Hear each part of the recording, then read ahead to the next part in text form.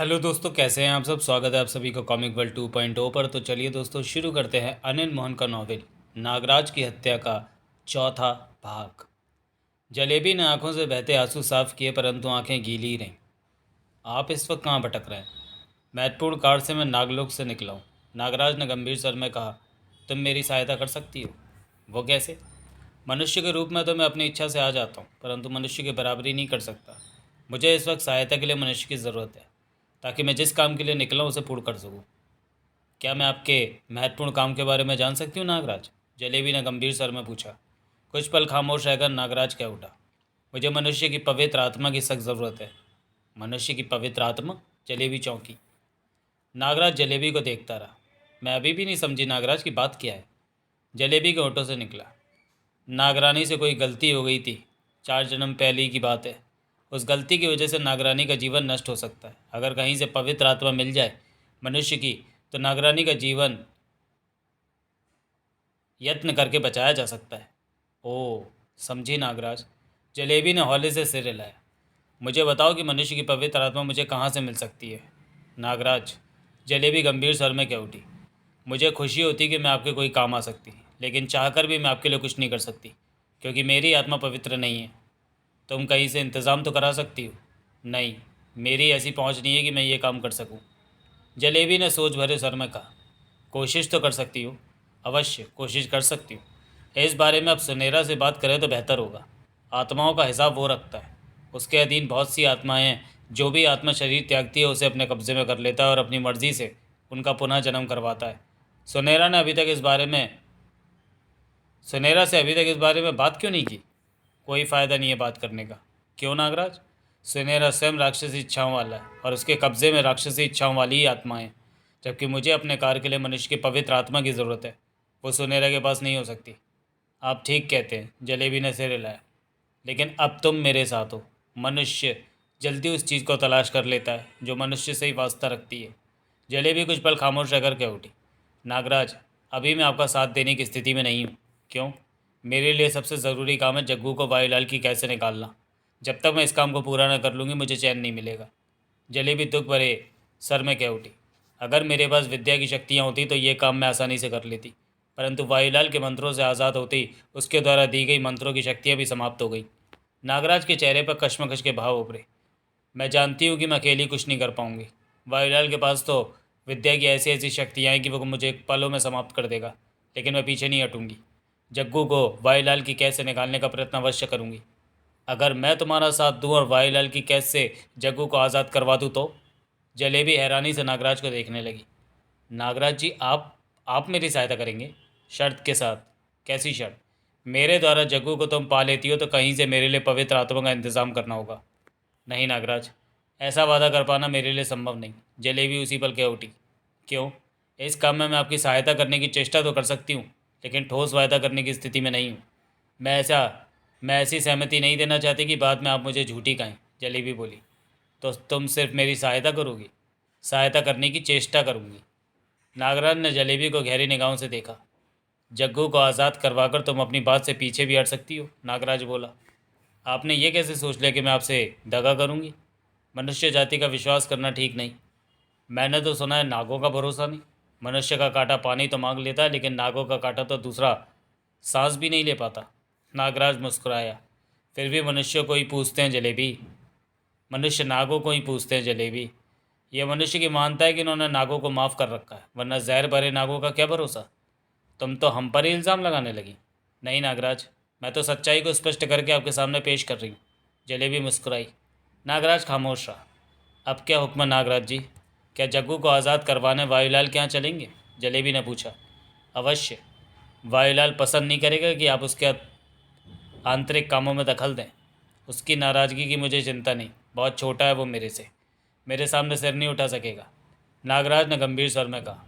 वायुलाल से मेरा कोई बैर नहीं है, मैं उससे झगड़ा नहीं करूँगा। अपनी शक्ति का इस्तेमाल करके सीधा वहीं पहुँचूँगा जहाँ पर जग्गू कैद है, और उसे पलक झपकते ही निकाल कर ले आऊँगा। आप अकेले जाएंगे? क्या मैं नहीं जाऊँगी आपके साथ? अवश्य चलो। अगले ही पल नागराज के हाथों में काले स्याह रंग का जीवित नाग मचलता दिखाई देने लगा। नाग की लपलपाती जीभ को देखकर जलेबी सहम उठी। घबराओ मत, ये मेरा सेवक है, नागराज मुस्कुराया। करीब आओ और नाग का दूसरा सिरा पकड़ लो। जलेबी उठी परंतु आगे नहीं बढ़ी। मुझ पर विश्वास करो, यहाँ से चलना है हमें। नाक का फन मेरी हथेली में, तुम इसके शरीर के किसी भी हिस्से को थाम लो ताकि हम दोनों एक साथ वायुलाल के यहाँ पहुँच सकें। जलेबी ने हिम्मत इकट्ठी की, आगे बढ़ी और नागराज के हाथ में दबे नाक के पूंछ वाले हिस्से को दबाकर मुट्ठी बंद कर ली और नागराज को देखा। नागराज ने हाथ में दबे नाक के फन पर हाथ फेरा और होठे ही होठों में कुछ बड़बड़ाया। जलेबी ने बड़बड़ाहट सुनी परंतु समझ नहीं पाई कि नागराज ने कौन सा कैसा मंत्र पढ़ा है। ठीक उसी पर नागराज जलेबी वहाँ से गायब थे। लगता ही नहीं था कि पल पहले वहाँ कोई मौजूद रहा हो। सोहनलाल गंगू के साथ पूर्व जन्म की बातों में व्यस्त था। दोनों नशे से भरी चिलम में व्यस्त थे। वाईलाल की नगरी आने के बाद सोहनलाल एक बार भी मोना चौधरी महाजन और पारसनाथ से नहीं मिला था। आज सुबह ही गंगू ने पहली खबर सोहनलाल को दी। यार गुलचंद, तेरे को तो मिन्नो छोड़ गई। उसके बाद आलती पालती मारकर बैठा गंगू कह उठा। क्या मतलब? कल मिन्नो नील सिंह और परसू के साथ यहाँ से सुनेरे की तरफ चली गई है। गंगू गंभीर स्वर में बोला। अब फिर कोई बड़ी बात होने जा रही है। साफ साफ बता क्या बात है। सोहनलाल की निगाह उस पर जा टिकी। कुछ क्षण चुप रहकर गंगू कह उठा। मुझे पता चला है कि त्रिवेणी की जान चली गई है। चूँकि उसकी जान किसी राक्षस ने ली है, इसलिए त्रिवेणी की आत्मा को सुनेरा ने अपने पास कैद कर लिया। इसके साथ ही वो सोहनलाल को सारी बात बताता चला गया। सोहनलाल ने उसका एक एक शब्द सुना। जब गंगू खामोश हुआ तो सोहनलाल के चेहरे पर ढेर सारी सोचें थी। क्या सोच रहा है? गंगू ने उसे खामोश पाकर टोका।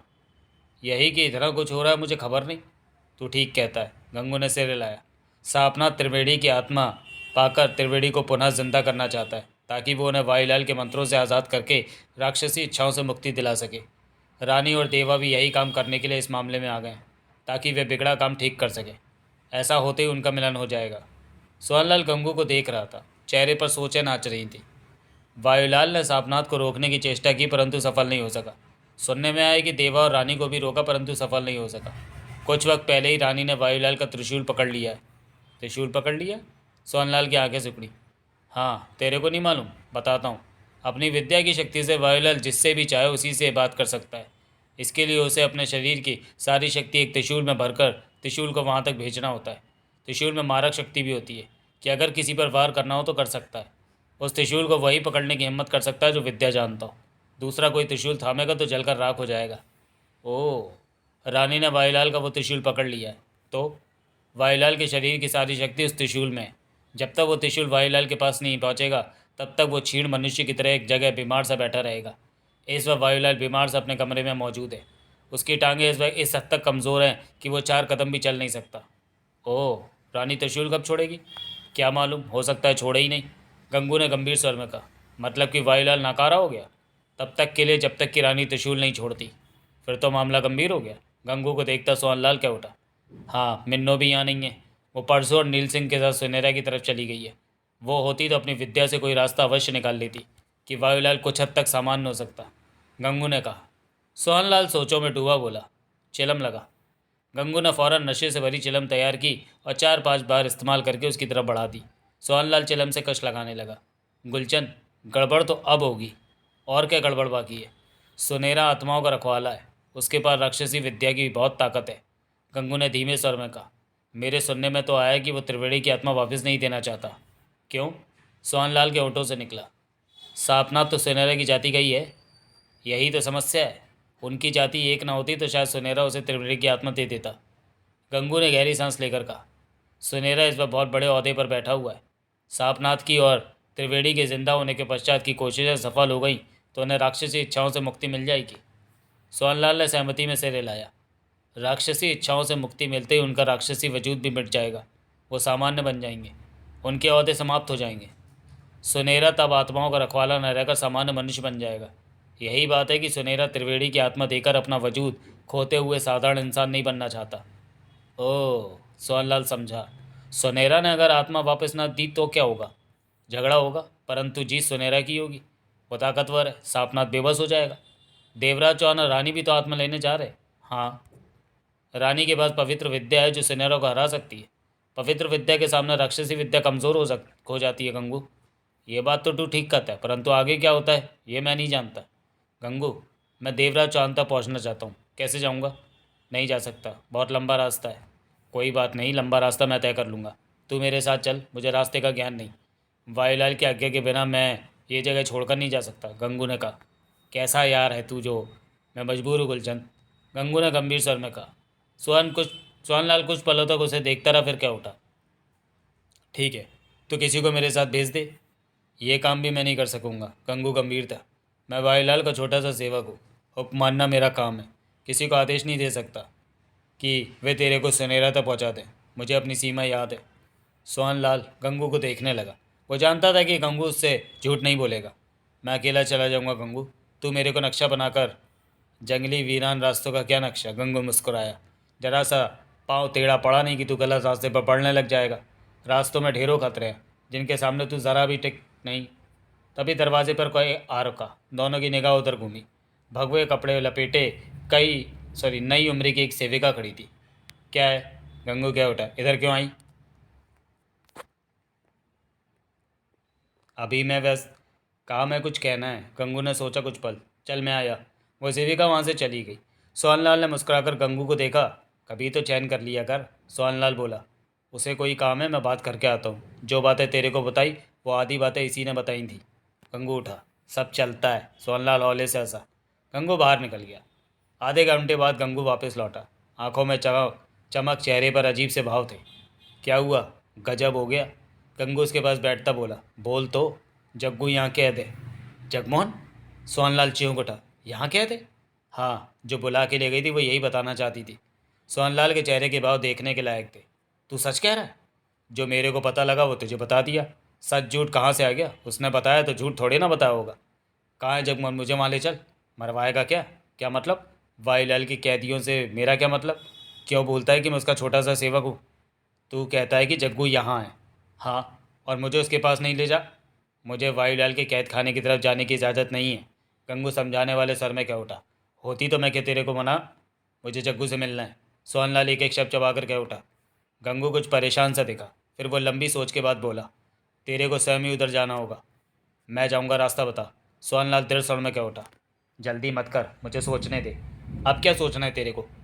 तेरे को कैद खाने में जाने कौन देगा? पहरेदार रोक लेंगे। मुझे ये सोचना है कि तेरे को कैद खाने में कैसे पहुंचाऊं। सोहनलाल ने उखड़ी नज़रों से गंगू को देखा। तू बार बार अपनी परेशानी का बर्तन मेरे सामने रख देता है। तू बेकार गंगू है, पहले वाला गंगू नहीं रहा। भूख भरता है मेरे में। गंगू मुस्कुराया। मैं सच कहता। सब्र रख। तू चाहता है हर बात फ़ौरन हो जाए। ऐसा नहीं होता, जितना वक्त लगना होता वो तो लगेगा ही। जग्गू किस हाल में है? सोहनलाल ने पूछा। ठीक ही होगा। उसका बुरा करना होता तो वाईलाल उसे कैद ना करता। गंगू उठते हुए बोला। तू यहीं बैठ, मैं कोई रास्ता देखकर लौटता हूँ। कुछ तो करना ही होगा। किसी पहरेदार को फंसा, वो मेरे को। यहाँ कोई भी वाईलाल से धोखेबाजी नहीं करेगा। सब उसके वफादार सेवक हैं। गंगू ने गंभीर स्वर में कहा। धोखेबाज हर जगह होते हैं गंगू। मैं गुलचंद, गंगू गंभीर स्वर भाव में मुस्कुराया। तू जिस दुनिया से आया वहाँ अवश्य धोखेबाज होंगे। मेरी दुनिया में भी धोखेबाज है, परंतु वायुलाल के सेवक धोखेबाज नहीं है। अगर है तो मैं उन्हें जानता नहीं। गंगू चला गया। सोहनलाल होठ पीछे बेचैन सा बैठा रहा। वो जल्द से जल्द जगमोहन के पास पहुंच जाना चाहता था। जगमोहन जब देवराज चौहान के साथ टीले की खुदाई के पश्चात जमीन में धंसे विशाल मंदिर में उतरा था, उसके बाद वो उसे देख भी ना पाया था। लंबा वक्त बीत गया था। पढ़ी अपूर्व प्रकाशित उपन्यास देवदासी। ऐसे में अब वो जगमोहन के गले जा लगना चाहता था और कई बातें जानना पूछना चाहता था कि देवराज चौहान रानी कैसे हालातों में फंसे। ढेरों सवाल थे उसके पास। वो सोहनलाल ही था। एक निगाह में पहचानने में नहीं आ रहा था। कमर पर एक कपड़ा लपेट रखा था, एक कपड़ा सिर पर ओढ़ रखा था। हाथ में झाड़ू और दूसरे हाथ में बोरा था, कूड़ा करकट उठाने के लिए। वो इस वक्त पूरी तरह सफाई कर्मचारी लग रहा था। गंगू की योजना ही थी ये। क्योंकि वायुलाल इस वक्त रानी के अध्यक्ष कैद में था, वो कमज़ोर और क्षीण सा था अपने कक्ष में, और ऐसा उसने तब तक रहना था जब तक कि रानी ने उस त्रिशूल को थामे रहना था। ऐसे में खतरा कम ही था कि उसकी बात वायुलाल तक पहुँचे। सोहनलाल को सफाई कर्मचारी बनाकर गंगू कैद खाने की तरफ चल पड़ा। उसके पीछे पीछे सोहनलाल झाड़ू और बोरा थामे सिर झुकाए चल रहा था। ज़्यादा बातें न बढ़ाकर हम ये बता देते हैं कि इस तरह गंगू सोहनलाल को कैद खाने में ले गया। कैद खाने के किसी पहरेदार ने भी टोका तो गंगू ने उसे यही कहा कि पुजारी जी ने इस नए सफाई कर्मचारी को कैद खाना दिखाकर लाने की जिम्मेवारी उसे सौंपी है। गंगू पर अविश्वास वाली तो बात नहीं थी किसी को। कैद खाना घूमते घूमते वे कैद खाने के वीरान हिस्से में पहुंचे जहाँ खतरनाक कैदियों को रखा जाता था। वहाँ पर उन्हें जगमोहन मिला, जो कि एक कोठरी में बंद था। सलाखों वाले दरवाजे पर ताला लटका हुआ था। मिल ले जग्गू से, गंगू धीमे से बोला। अब मेरा यहाँ ठहरना ठीक नहीं, जाता हूँ, तू बाद में बाहर आ जाना। ठीक है। गंगू चला गया। तब तक कोठरी के भीतर जगमोहन सर सुनकर सलाखों वाले दरवाजे पर आ गया था। वहाँ रोशनी के लिए एक ही मशाल रोशनी थी। किसी को पहचानने के लिए वो रोशनी कम थी। कौन है? जगमोहन का सर सोहनलाल के कानों में पड़ा। मैं, सोहनलाल। पास खड़े सोहनलाल ने धीमे स्वर में कहा। सोहनलाल? जगमोहन का सर खुशी से काँप उठा। हाँ, कैसा है तू? अच्छा हूँ, लेकिन तू यहाँ कैसे? वायुलाल ने तुझे भी कैद कर लिया? ऐसा नहीं है, मैं तो वायुलाल के यहाँ गंगू का दोस्त बनकर रह रहा हूँ। मोना चौधरी महाजन पारसनाथ के साथ वायुलाल के यहाँ पहुँचा था। सोहनलाल ने सारी बात बताई। जगमोहन ने उसकी पूरी बात सुनी। तू यहाँ कैसे पहुँचा? सोहनलाल ने बात बताकर पूछा। जगमोहन ने आप बीती कह सुनाई। काफ़ी देर तक उनमें बात होती रही, परंतु बातों का कोई खास निष्कर्ष नहीं निकला। वायुलाल का कैद खाना था। जगह जगह पर कैद खाने के पहरेदार मौजूद थे। वैसे भी जगमोहन ताला लगी कोठरी में था। बता, अब मैं तुझे यहाँ से कैसे बाहर निकालूं? सोहनलाल ने कहा। यहाँ के जो हालात तू बता रहा है उसे देखते हुए तो यहाँ से निकल पाना आसान नहीं। अभी तो मौका है निकलने का, सोहनलाल ने गंभीर स्वर में कहा। वायुलाल की शक्ति को रानी ने त्रिशूल के रूप में पकड़ रखा है। वायुलाल इस वक्त बेकार हुआ पड़ा है। कैद खाने के पहरेदारों से निपटने का रास्ता निकालना होगा। तभी जगमोहन की आंखें हैरानी से फैल गईं। सोहनलाल ने उसकी आंखों की हालत को समझा और फौरन पीछे देखा। नागराज और जलेबी खड़े थे वहाँ। उनके देखते ही देखते नागराज ने हाथ में पकड़े नाग को गले में डाल लिया। जगमोहन का हैरान होना तो लाजमी था, क्योंकि उसके देखते ही देखते एकाएक वे दोनों मौजूद नजर आने लगे थे। नागराज? जगमोहन के होठों से निकला। जलेबी? मेरे जग्गू। जलेबी जल्दी से आगे बढ़ी और भीतर हाथ डालकर जगमोहन का हाथ पकड़ा। कैसा है तू? अच्छा हूँ। जगमोहन अभी भी उलझन में था। नागराज मंद मंद मुस्कान से उसे देख रहा था। तेरे को ढूंढते हुए मैं यहाँ तक आ पहुँची जग्गू। जगमोहन ने जलेबी को देखा। किसी को परवाह नहीं थी कि तू वायुलाल की कैद में। किसी के पास तेरे को छुड़ाने के लिए वक्त नहीं था। लेकिन मेरा जग्गू कैद में हो तो मुझे चैन कैसे मिल सकता है? मैं इसी चिंता में फंसी रही कि तुझे कैद से निकाल लूँ। जलेबी एक ही सांस में कहती जा रही थी। तभी नागराज जी मिल गए। इन्होंने मेरी सहायता करना स्वीकार किया। जगमोहन ने खुद को संभाला। तू फालतू के चक्कर में पड़ी है जलेबी, जगमोहन व्यंग से कह उठा। फिर वही बात बोलता है जो पहले जन्म में बोला करता था। जलेबी ने मुंह बनाया। ठीक बोलता हूँ, जग्गू तेरे को घास नहीं डालेगा। तेरे से कौन पूछता है नशेड़ी? जग्गू मेरा है, जलेबी ने अपना सीना ठोक कर कहा। तेरा नहीं है, सोहनलाल ने पक्के स्वर में कहा। कौन कहता है? मैं कहता हूँ। जग्गू को मैं तेरे से ज़्यादा जानता हूँ। ये किस करवट सोचता मैं अच्छी तरह जानता हूँ। जलेबी ने मुंह बिचकाकर जगमोहन को देखा। क्यों जग्गू, तेरा ये नशेड़ी दोस्त क्या कहता है? जलेबी तीखे स्वर में बोली। ठीक ही तो कहता है। क्या ठीक कहता है? मुँह से बोल। तू क्या चाहती है? जलेबी तेरे से ब्याह करेगी। हाँ बोल और बता दे इस नशेड़ी को। सोहनलाल हौले से हंसा। नागराज चेहरे पर मुस्कान लिए शांत खड़ा था। अभी मैंने ब्याह नहीं करना है, जगमोहन ने कहा। फालतू मत बोल। मैं नागराज की सहायता लेकर तेरे को छुड़ाने आई हूँ। अगर तू मेरे से ब्याह नहीं करेगा तो मैं तेरे को छुड़ाए बिना वापस चली जाऊँगी। फिर तू वायुलाल की कैद से कभी नहीं छूट पाएगा। ब्याह को आकर तभी तेरे को छुड़ाऊँगी, नहीं तो चलती हूँ। जगमोहन और सोहनलाल की नज़रें मिली। बोल बोल। जलेबी गंभीर स्वर में कह उठी। तू मुझे अच्छा लगता है, मैं तेरे से ब्याह करना चाहती हूँ। तभी तो तुझे यहाँ से छुड़ाने के लिए परेशान हो रही थी। अगर तू मुझे पसंद नहीं करता तो जलेबी करेगा मेरे से शादी? मेरी हालत देख, मेरा हाल देख। क्या इस वक्त मैं तेरे को इस बात का जवाब देने के काबिल लगता हूँ? जगमोहन जल्दी से कह उठा। ब्याह का मामला है, जल्दी में फैसला लेना गलत है जलेबी। इसमें क्या फैसला लेना है? कर ले मेरे से शादी। हाँ कर दे, मैं समझूंगी कर ली। मेरी हाँ सुनना चाहती है? जलेबी ने सिर हिलाया। जगमोहन ने चंद कदमों के फासले पर खड़े नागराज पर दृष्टि मारी। जलेबी? हाँ बोल जग्गू, क्यों मुझे तरस आता है? इस बारे में मैं तेरे को बाद में बताऊंगा। बाद में कब? पहले मुझे यहाँ से ले चल। जगमोहन ने गहरी सांस ली। खुली हवा में ब्याह की बात करने का आनंद ही कुछ दूसरा है। यहाँ कैद खाने में ब्याह की बात करना अच्छा नहीं लगता। सोहनलाल ने फौरन हाँ में हाँ मिलाई। जग्गू कहता तो सही है, कैद खाने में ब्याह की बात करना शुभ भी नहीं होगा। क्यों नागराज जी? नागराज के चेहरे पर मुस्कान रही, वो खामोश रहा। ओह, जलेबी अपने सिर पर हाथ मारकर कह उठी। मुझे इतनी भी समझ नहीं कि शुभ बात को अशुभ जगह नहीं करना चाहिए, लेकिन बाहर जाकर बात से पीछे मत हट जाना। नागराज जी गवाह हैं। तुम मनुष्यों की बातों का मैं गवाह नहीं बन सकता, नागराज ने शांत स्वर में कहा। ऐसा क्यों नागराज? जलेबी ने पलट कर नागराज को देखा। मेरा धर्म मुझे इस बात की इजाज़त नहीं देता। नागराज ने इनकार में सिर हिलाया। भविष्य में अगर मेरी गवाही की ज़रूरत पड़ी तो मैं समय पर हाजिर नहीं हो पाऊंगा। ओह, तभी सोहनलाल बोला। जलेबी, कहो गुलचंद, तुम जग्गू से ब्याह करना चाहती हो तो तुम्हें जग्गू पर विश्वास नहीं? क्यों नहीं, विश्वास तो है। तो जग्गू यहाँ से निकलकर तेरे से ब्याह की बात करेगा। मैं गवाह हूँ कि वो बात करेगा। जलेबी ने सहमति में सिर हिलाया। चलिए नागराज जी, जलेबी बोली। जग्गू को यहाँ से बाहर निकालिए, चलते हैं यहाँ से। जग्गू को नहीं, मुझे भी। तुम्हें? जलेबी ने सोहनलाल को घूरा। जग्गू, जब गड़बड़ करेगा तो इसे मैं ही संभालूंगा जलेबी। मेरा पास रहना ज़रूरी है। कैसी गड़बड़ करेगा ये? जगमोहन सॉरी जलेबी ने जगमोहन पर निगाह मारी। शादी की बात को लेकर? हाँ कहेगा तो ब्याह के लिए पुजारी को लेने क्या तुम दोनों जाओगे? कोई तो होना चाहिए जो ब्याह के कामों को पूरा करे। तुम्हारा कन्यादान करने के लिए कोई आगे ना आया तो भाई बनकर मैं कर दूंगा। तुम्हारे काम ही आऊँगा जलेबी। मेरे कारण तुम्हें नुकसान नहीं होगा। बात है तो तुम ठीक कहते हो, क्यों नागराज जी? इन बातों में मुझे मतलब जलेबी। नागराज ने शांत स्वर में कहा, इनसे मेरा कोई मतलब नहीं। मतलब तो मेरे ही है। आप हम सबको यहाँ से बाहर ले चलिए। नागराज ने अपने गले में पड़े नाक को हाथ में लिया और जलेबी ने नाक का सिरा पकड़ लिया। तुम भी पकड़ो गुलचंद। ओ नागराज जी, जग्गू तो कैद में बंद है, फिर ये? हाथ बाहर निकालकर जग्गू नाक को पकड़ लेगा। नागराज मुस्कुराया। जगमोहन ने फौरन सलाखों से हाथ बाहर निकाला और नाक पर हाथ रखा। नागराज ने होठे ही होठों में कुछ बुदबुदाया। बुदबुदाहट सुनी गई, समझ में नहीं आई। उसी पर नागराज, जग्गू, जलेबी और सोनलाल वहाँ पर नहीं थे, जैसे वे वहाँ हो ही नहीं। वो चारों वहाँ पर दिखे जहाँ से नागराज जलेबी के साथ लुप्त हुए थे। वही पेड़ों के झुरमुर, ठंडी हवाएं, छाया ढलती शाम। ये कौन सी जगह है? जगमोहन क्या उठा। हम कहाँ आ गए? यहीं से तो नागराज मुझे तुम्हारे पास ले गए थे। जलेबी बोली। फिर वहीं वापस आ गए। जगमोहन ने नागराज पर निगाह मारी, फिर जलेबी से पूछा, देवराज चौहान इस वक्त कहाँ होगा? देवा? मुझे क्या पता। वो तो रानी के साथ सुनहरा की बस्ती जाएगा। साथ में भंवर सिंह और बेला भी है। बेला? वो नगीना? ओह हाँ नगीना। बेला ही दोबारा जन्म लेकर देवराज चौहान की पत्नी बनी।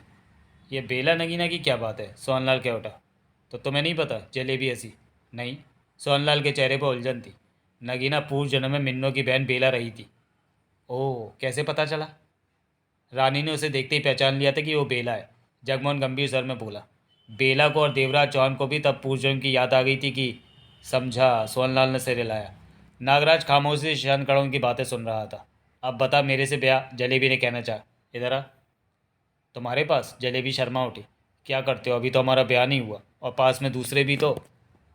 फालतू मत बोल, जगमोहन ने मुंह बनाया। इधर आ। बिल्ली को ख्वाब में छींचड़ी देखते हैं? सोनलाल बड़बड़ा उठा। गुस्सा क्यों होता है? जलेबी आगे बढ़ी। ले आ गई। जगमोहन ने जलेबी की कलाई पकड़ी और उसे चंद कदम दूर ले गया। सोनलाल और नागराज उसे देख रहे थे। हाय जग्गू, इसी तरह कलाई पकड़े रहना। जलेबी ने गहरी सांस ली। मेरा जन्म सफल हो जाएगा। जगमोहन ने फौरन उसकी कलाई छोड़ दी। पकड़ना मैं तो। ये बेकार की बात है, बात के लिए रख। जगमोहन धीमे स्वर में बोला। पहले काम की बात कर। क्या? नागराज का क्या चक्कर है? चक्कर? नागराज की आदत ऐसी है कि वह अपने आप में मस्त रहता है। अपना काम किसी से करवाता नहीं और किसी का काम करता नहीं। फिर वो मुझे छुड़ाने के लिए तेरा साथ देने को क्यों तैयार हो गया? जगमन ने दूर खड़े नागराज पर नज़र मारी। अपने मतलब को तैयार हुआ? कैसे? नागराज की नागरानी का जीवन खतरे में है। इसे पवित्र आत्मा की ज़रूरत है नागरानी को बचाने के लिए। तेरे को कैसे पता? नागराज ने बताया। समझा। मानव की आत्मा मानव की सहायता के बिना नागराज हासिल नहीं कर सकता, और यह आत्मा नागराज ने किसी का जीवन समाप्त करके हासिल नहीं करनी है। बिल्कुल स्वच्छ ढंग से नागराज को ये काम करना है, तभी नागरानी का जीवन बचाया जा सकता है। जलेबी गंभीर स्वर में कह रही थी। नागराज ने इस काम में मेरी सहायता की इच्छा जाहिर की तो मैंने कहा पहले मेरे जग्गू को वायुलाल की कैद से निकालो, तब उसकी बात पर सोचूंगी। समझा। तभी नागराज ने तेरी सहायता करके मुझे कैद से निकाला। जगमोहन गंभीर था। हाँ। जलेबी ने छिपी नज़रों से दूर खड़े नागराज को देखा। सावधान रहना। नागराज के सामने त्रिवेणी की आत्मा का जिक्र मत करना, वरना बहुत कुछ गड़बड़ हो जाएगा। क्या मतलब? त्रिवेणी की आत्मा पवित्र है। तुझे कैसे पता?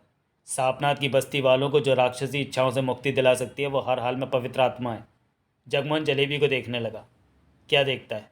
मुझे इन बातों का कुछ पता नहीं जो तू कह रही है। नहीं पता तो मुझसे सुनता रह, मैं ठीक कह रही हूँ। जलेबी का स्वर धीमा था।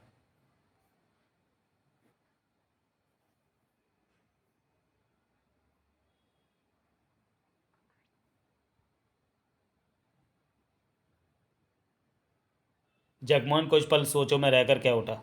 नागराज को पता चल जाए तो भी आसान नहीं त्रिवेणी की आत्मा को ले लेना। क्यों? रानी के पास विद्या की बहुत बड़ी शक्ति है, वो नागराज को सफल नहीं होने देगी। तू ठीक कहता है, परंतु तब झगड़ा तो होगा ही नागराज के साथ। जीते कोई भी नुकसान तो दोनों तरफ होगा। हाँ। जगमोहन का गंभीरता से भरा चेहरा हिला। त्रिवेणी का शरीर सापनाथ की बस्ती वालों ने देवता मोबाम्बा के आशीर्वाद से पुनः तैयार कर रखा है। उसमें सिर्फ आत्मा डालने की देर है, वो जीवित हो उठेगा। आत्मा सुनेरा के पास है जो कि बेईमान हो गया है कि आत्मा नहीं देना चाहता। ऐसे में नागराज भी बीच में आ गया तो परेशानी खड़ी हो जाएगी देवा रानी के लिए। ये बात नागराज को कहीं और से भी पता चल सकती है।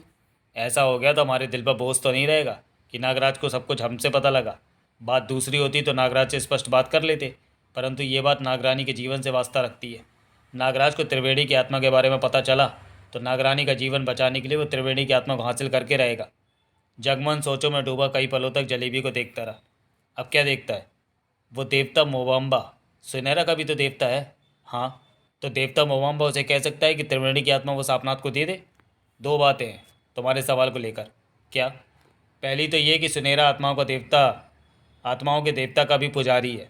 उसने उसी से शक्ति ली है आत्माओं को अपने पास रखने की। ओह, दूसरी बात, सापनाथ ने देवता मोवाम्बा से आशीर्वाद लेकर यह सारा काम करने का जोखिम अपने सिर पर ले लिया है। वही त्रिवेणी में पुनः जीवन डालने का जिम्मेवार है। यह काम सापनाथ के नाम लिख दिया गया है, लिख दिया देवता मोवाम्बा ने। ऐसे में देवता मोवाम्बा सापनाथ की सहायता करने के लिए स्पष्ट तौर पर सामने नहीं आएगा। मतलब कि जो करेगा सापनाथ ही करेगा। हाँ, दूसरे लोग उसकी सहायता अवश्य कर सकते हैं, परंतु इस कार्य को पूर्ण रूप से संपन्न सापनाथ ही करेगा, जलेबी बोली। जगमोहन ने मुस्कुराकर जलेबी को देखा। तू तो बहुत समझदार है जलेबी। शुक्र है तुझे मेरी समझदारी का पता चल गया। अब तो मेरे से ब्याह ब्याह ब्याह लगा रखी है। पहले मेरी बातों की तरफ ध्यान दे, जगमोहन बोला। अभी क्या बातें बची हैं? हाँ, तुम नागराज को बोल रही हो जो चंद कदमों पर मौजूद है। अगर उसे पता चल गया कि तूने उसे त्रिवेणी की पवित्र आत्मा के बारे में नहीं बताया, उसे धोखा दिया है, तो वो क्रोध में तुझे खत्म कर देगा।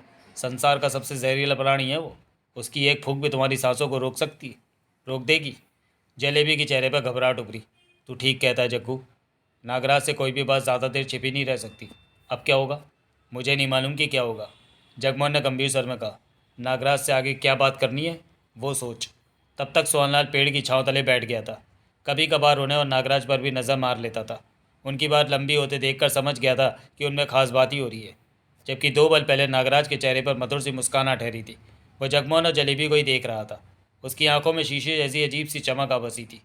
नागराज अपनी शक्ति से उनकी बातें सुन रहा था और उसे मालूम हो गया था कि त्रिवेणी की आत्मा पवित्र है और वो सुनेरा के पास है। उसका काम हो गया था। जिस बात की उसे ज़रूरत थी उसकी जानकारी उसे मिल गई थी। अब उसे यहाँ ठहरने की ज़रूरत नहीं थी। किसी की भी नज़र इस वक्त उस पर नहीं थी। होठों ही होठों में कुछ बुदबुदाया नागराज। अगले ही पल उसका शरीर शीशे की तरफ पारदर्शी होता हुआ लुप्त हो गया। बातें करते हुए जगमोहन की निगाह नागराज की तरफ पड़ी तो चेहरे पर अजीब से भाव आ ठहरे। नागराज कहाँ गया? उसके होठों से निकला। जलेबी और सोनलाल की निगाह भी उस तरफ गई। नागराज को वहां ना पाकर उनके चेहरे पर अजीब से भाव उभरे। अभी तो यहीं था, सोनलाल के होठों से निकला। तो कहाँ गया? जगमोहन की निगाह हर तरफ जा रही थी। जलेबी कुछ व्याकुल सी दिखी। नागराज यहाँ से चला गया है, वो बोली। कहाँ? क्या मालूम, जलेबी ने बेचैनी से कहा। लेकिन वो गया क्यों? उसने तो अब मेरी सहायता लेनी थी अपने काम में। जवाब किसी के पास नहीं था। मुझे कुछ ठीक नहीं लग रहा। जगमोहन सोच भरे सर में क्या उठा। क्या मतलब? सोनलाल उनके करीब आ गया। जगमोहन समझ नहीं पा रहा था कि क्या कहे। कहीं उसने हमारी बातें तो नहीं सुन ली? जलेबी बोली। उसे मालूम हो गया त्रिवेणी की आत्मा के बारे? वो बातें कैसे सुन सकता है? हम तो धीरे धीरे बातें कर रहे थे। नागराज ने तुम दोनों की बातें नहीं सुनी थी, सोनलाल बोला। उसने उससे कुछ पहले मैं खड़ा था। जब मैंने नहीं सुनी तो उसने कैसे सुन ली? जलेबी और जगमोहन की नज़रें मिली। कुछ पलों तक उनके बीच चुप्पी रही। जलेबी, जगमोहन बोला, हम सुनहरा की बस्ती की तरफ चलते हैं। मैं देवराज चौहान से मिल जाना चाहता हूँ। जलेबी ने सिर हिला दिया। कितनी दूर है सुनहरा की बस्ती? सोनलाल ने पूछा। बहुत दूर है, पैदल ही हमें रास्ता तय करना होगा। थक जाएंगे, जलेबी कह उठी। तभी तो देवराज चौहान वहाँ पहले पहुँच जाएगा। वो तो पहुँचने ही वाला होगा, जलेबी बोली। हमें सुनहरा की बस्ती की तरफ चल देना चाहिए। और वे तीनों चल पड़े। जग्गू, हाँ, रास्ते में मंदिर पड़ेगा, वहाँ हम ब्याह कर लेंगे। ज़्यादा वक्त नहीं लगेगा। मन से हम एक दूसरे को पति पत्नी मान लेंगे। तेरे को पाकर मेरा इंतज़ार खत्म हो जाएगा, जलेबी कह उठी। वे कदम आगे बढ़ाए जा रहे थे। जलेबी की बात सुनकर कुछ पलों बाद जगमोहन गंभीर स्वर में बोला, शायद यह भी संभव नहीं हो सकेगा जलेबी। फिर चालबाजी करता। मेरी बात ध्यान से सुन जलेबी। जगमोहन गंभीर था। मेरा ये वक्त सामान्य नहीं है। मैं इस वक्त पूर्व जन्म में प्रवेश किया हुआ हूँ। 125 साल पहले की ज़िंदगी में आ गया हूँ। तो इस वक्त तेरे से ब्याह नहीं कर सकता। इन हादसों में ज़िंदा रहा तो मुझे वापस जाना होगा। कोई बात नहीं, मैं भी तेरे साथ वापस चलूँगी, तेरी दुनिया में, अपने पति के। तू नहीं जा सकेगी जलेबी, तेरी यही दुनिया है। झूठ मत बोल, तू मुझे लेकर नहीं जाना चाहता। मेरी बात तेरे को झूठी लगेगी। सुना गुलचंद, जलेबी गुस्से से कह उठी। कैद से निकाल कर लाई हूँ इसे, कब से मनी मन इसे प्यार करती हूँ, और अब ब्याह का मौका आया तो कैसा जवाब दे रहा है। जलेबी तीखे स्वर में बोली। ये कहता तो ठीक है, सोहनलाल बोला। क्या बोला तू? हम लोगों ने पूर्व जन्म में प्रवेश किया है, यहाँ से किसी को अपनी दुनिया में ले जाना शायद संभव नहीं होगा। झूठ बोलता है, साबित कर। देवा क्या रानी को लेकर अपनी दुनिया में जाएगा नहीं? जलेबी क्या उठी। जगमोहन और सोहनलाल की नजरें मिली। चुप क्यों हो गया, जवाब दे। देवराज चौहान रानी को ले जा सका तो अवश्य ले जाएगा, सोहनलाल ने चलते हुए धीमे स्वर में कहा। तो जग्गू मेरे को क्यों नहीं ले जा सकता? सोहनलाल ने जगमोहन को देखा, बोला। अब तू जवाब दे। ठीक है जलेबी, जगमोहन बोला। अगर तेरे को अपनी दुनिया में ले जा सका तो ले जाऊंगा। जलेबी का चेहरा खेल उठा। लेकिन शर्त है। 1000 शर्तें मंजूर। अपनी दुनिया में पहुंचने के बाद ही तेरे से ब्याह करूंगा, उससे पहले तू मुझे ब्याह को नहीं कहेगी। मंजूर, लेकिन अपनी दुनिया में पहुंचकर तू मुझसे ब्याह करेगा? हाँ। गुलचंद, तू गवाह है कि जो बात जग्गू कह रहा। जलेबी, सोहनलाल ने गंभीर स्वर में कहा। मुझ पर भरोसा रख। जगमोहन का दोस्त अवश्य, लेकिन इसकी गलत या झूठी बात में इसका साथ नहीं दूंगा। तेरे को लेकर ही अपनी दुनिया में पहुंच गया तो यही गवाह धूमधाम से तुम दोनों की शादी कराएगा, वादा करता हूँ। जलेबी का चेहरा चमक रहा था। देख तो। सोहनलाल ने जगमोहन से मुस्कुराकर कहा। कितनी खुश हो गई। जगमोहन गहरी सांस लेकर रह गया। क्या ख्याल है तेरा, जलेबी हमारे साथ हमारी दुनिया में जा सकेगी? सोहनलाल ने पूछा। पता नहीं, जगमोहन के होठों से निकला। सोहनलाल ने जलेबी को देखा तो वो कुछ व्याकुल दिखी। क्या बात है जलेबी, अभी तो तू खुश थी? सोहनलाल कह उठा। नागराज के बारे में सोच रही हूँ कि वो अचानक क्यों चला गया। तीनों तेजी से जंगल में आगे बढ़े जा रहे थे।